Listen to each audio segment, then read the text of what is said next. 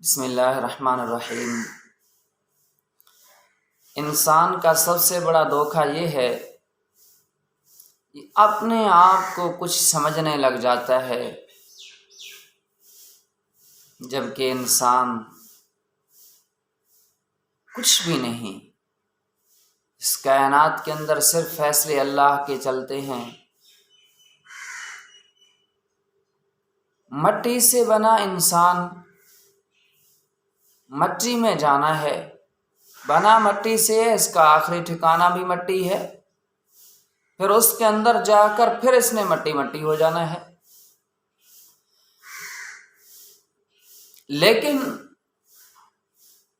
جب اس دنیا میں آیا تو اللہ نے اس کو تخلیق کا ذریعہ ایک پانی کا نطفہ بنایا، پانی کا قطرہ اس سے پیدا کر دیا۔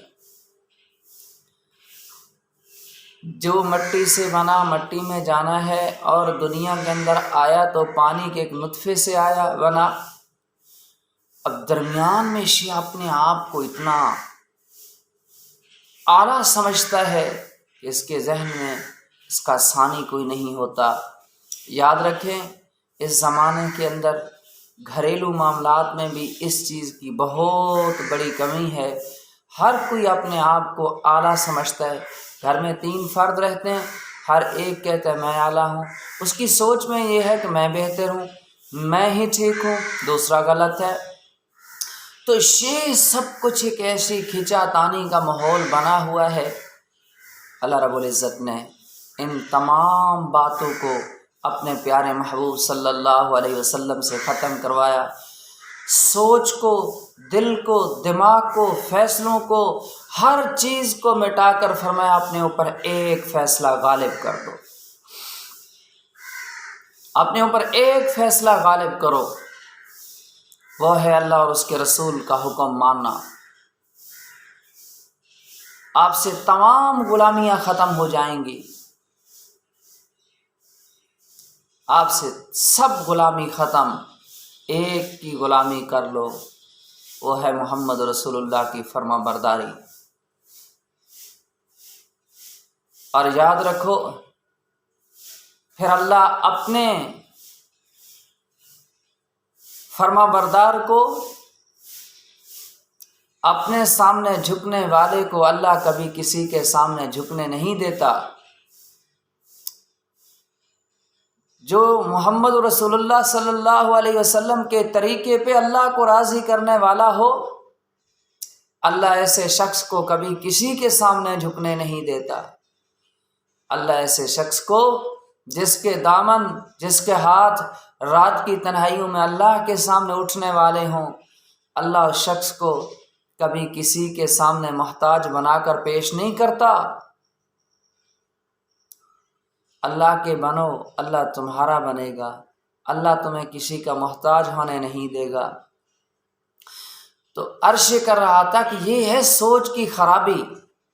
اب یہ سوچ معاشرے کی کس طرح بہتر ہوگی؟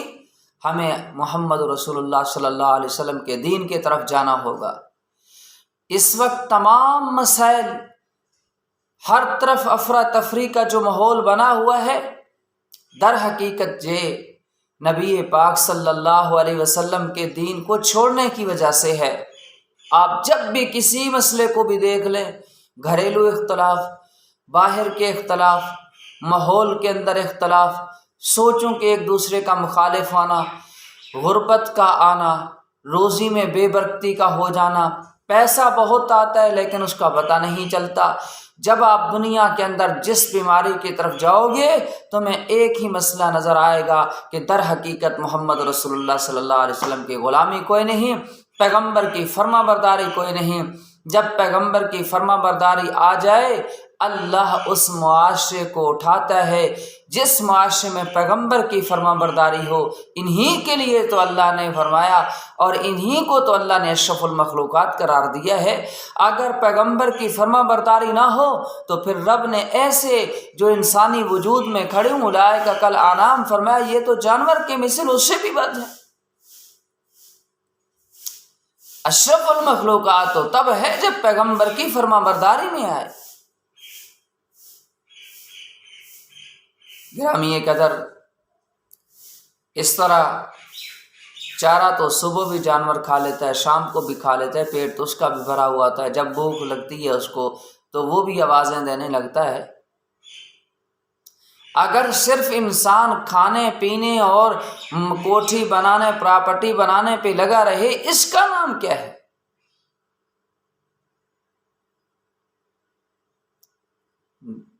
اصل ہے پیغمبر کی دین کی فرما برداری، رسول صلی اللہ علیہ وسلم کے دین کی طرف آنا، اور پھر ایسے آئے، یہ سوچ بنا کے آئے جو طریقہ مجھے پیغمبر صلی اللہ علیہ وسلم نے دیا اللہ کو راضی کرنے کا، بس وہی طریقہ ہے۔ ہمارے پاس کوئی اختیار نہیں کہ ہم اس کے اندر کوئی کمی کریں، اس میں زیادتی کریں۔ پیغمبر کا دین کامل مکمل ہے، کامل اکمل ہے، اس میں کوئی کمی کی گنجائش نہیں، کوئی زیادتی کی گنجائش نہیں۔ اور اللہ نے اپنے رسول سے یہ اعلان فرمایا، الیوم اکملت لکم دینکم، میرے پیغمبر میں نے آپ کا دین آپ پہ مکمل کر دیا ہے۔ دین کامل اکمل ہے۔ اللہ کے رسول نے زندگی کے ایک ایک شعبے کے اندر ان کی رہنمائی فرما دی ہے، اور پھر فرما برداری ایسی ہو۔ ایک صحابی رسول صلی اللہ علیہ وسلم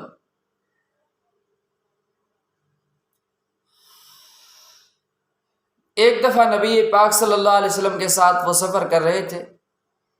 دوران سفر آپ صلی اللہ علیہ وسلم سواری پہ سوار تھے، راستے میں ایک درخت آیا تو صحابی نے، اللہ کے رسول صلی اللہ علیہ وسلم نے اس درخت سے بچنے کے لیے، چونکہ اوپر درخت تھا اس کی ٹہنیاں تھیں، آپ صلی اللہ علیہ وسلم سواری پہ سوار تھے، تو آقا دو جہاں صلی اللہ علیہ وسلم نے ٹہنیوں سے بچنے کے لیے اپنے وجود کو تھوڑا سا جھکایا۔ کچھ عرصے کے بعد یہی صحابی قافلے کے ساتھ وہاں اس مقام سے گزرا، تو یہ بھی اس وقت یہ درخت نہیں تھا، یہ گئے اور اس مقام پہ پھر جھک گئے۔ ساتھیوں نے کہا بھئی یہاں جھکے کیوں ہیں؟ کہنے لگے اس لیے جھکا ہوں، ایک دفعہ میں نے اپنے پیغمبر صلی اللہ علیہ وسلم، اپنے محبوب صلی اللہ علیہ وسلم، آقا دو جہاں صلی اللہ علیہ وسلم، شافع محشر پیغمبر، اللہ کے آخری رسول، آخری نبی کے ساتھ سفر کر رہا تھا۔ جب اس مقام سے گزرا تو نبی پاک صلی اللہ علیہ وسلم، یہاں ایک درخت تھا، اس کی ٹہنیوں سے بچنے کے لیے اس طرح طریقہ بتایا، اس طرح آپ صلی اللہ علیہ وسلم نے اپنے وجود مبارک کو کیا، تو لہٰذا میں اس مقام پہ آ کر پیغمبر کی سنت کو زندہ کرنے کے لیے اس طرح ہو گیا۔ سنیے، انہوں نے کہا کہ وہ تو اب درخت نہیں ہے، اللہ کے رسول تو درخت کی وجہ سے ایسے ہوئے اس مقام پر۔ فرمانے لگے بھائیو سنو، میں جب تک زندہ ہوں میں نے اپنے رسول کو اسی طرح کرتے دیکھا، میں جب یہاں سے گزروں گا اسی طریقے سے گزروں گا جیسے میرے پیغمبر صلی اللہ علیہ وسلم نے کیا ہے۔ مسلمانوں، ہماری سوچ یہ بن جائے ہم نے وہی کرنا ہے جو ہمارے رسول نے ہمیں بتایا ہے، آپ کامیاب ہیں۔ ہم نے وہی کرنا ہے جو ہمارے رسول نے کیا ہے، یہی ہمیں ہمارا خدا کہتا ہے، یہی ہمارا اللہ کہتا ہے، یہی ہمیں قرآن کہتا ہے، یہی ہمیں محمد رسول اللہ کا فرمان کہتا ہے کہ وہی کرو جو پیغمبر نے فرمایا، وہی کرو جو رسول نے کر کے دکھایا، اس سے آگے پیچھے اختیار تمہارے پاس کوئی نہیں۔ دنیا کے تمام مسائل کا حل بھی یہی ہے کہ ہمیں ادھر جانا ہوگا جو رسول اللہ صلی اللہ علیہ وسلم ہمیں سکھا کر گئے ہیں۔ ہمارے اس چینل کا صرف مقصد یہی ہے، میری زندگی اور پوری انسانیت کی زندگی میں یہ دین آ جائے، پوری انسانیت کی زندگی میں محمد رسول اللہ صلی اللہ علیہ وسلم کا دین آ جائے۔ اس کے لیے ہم کوشش کر رہے ہیں۔ آپ سب سننے والے اس چینل کو خود بھی سبسکرائب کریں، لوگوں کو بھی کہیں۔